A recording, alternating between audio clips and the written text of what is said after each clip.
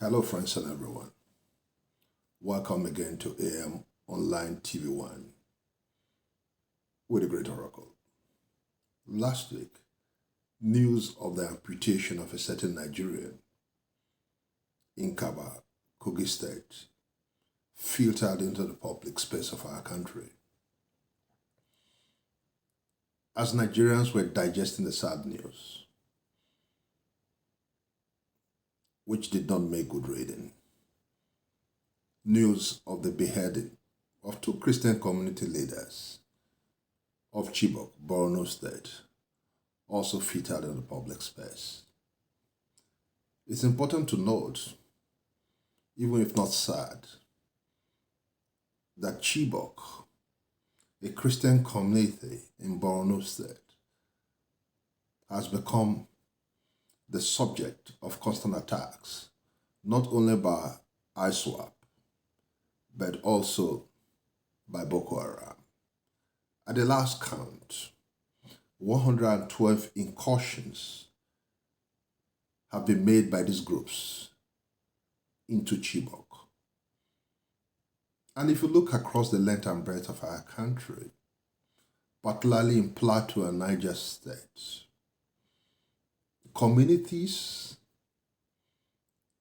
have either been occupied or renamed by terrorist groups who have seized the heart and souls of these communities.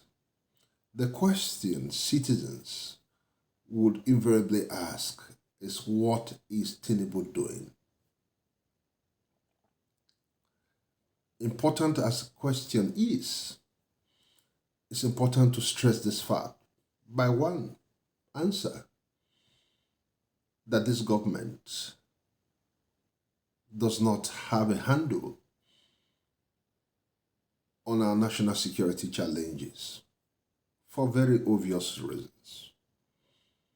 One, there are clear weaknesses in the national security policy strategy of the government itself. Two, there is a lack of actionable intelligence and poor intelligence gathering and coordination by our security and intelligence agencies. And two, by the Office of the National Security Advisor. It is instructive to note that with terrorist bandits seizing the hearts and souls of communities across the length and breadth of our country, the armed forces appear to have given up. Just last week as well, a national media platform reported the sad story of our military officers chasing Yahoo boys on the streets of Benin City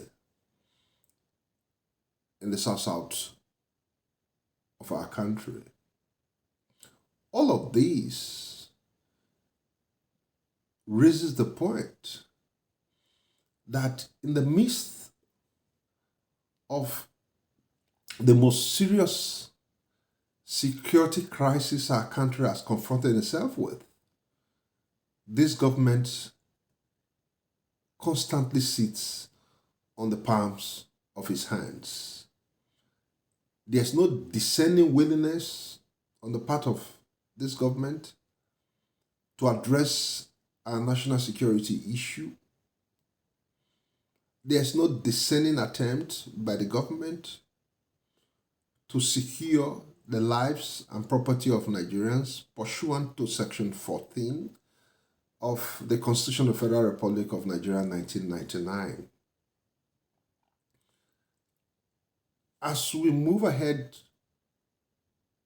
to another new week in the new month of May, it becomes the responsibility of citizens of our country, communities, villages, hamlets, towns, to protect themselves against the onslaughts of bad elements intent on destroying our country. Finally, before I end this analysis, one thing that is important I stress here is this nonsense about individuals claiming that the terrorist attacks, the banditry you find in the north, abduction and kidnapping happening across the length and breadth of our country are products of the politicking of northern politicians who are intent on showing the rest of us that this government is incapable of protecting us. True in some aspects as it relates to the weakness and incapacity of the government to address our national security challenges. The point is this: the resurgence or upsurge of dastardly terrorist attacks across the length and pattern of country have nothing to do with politics. The truth simply is that this government is incapable, is not desirous of addressing our national security challenges.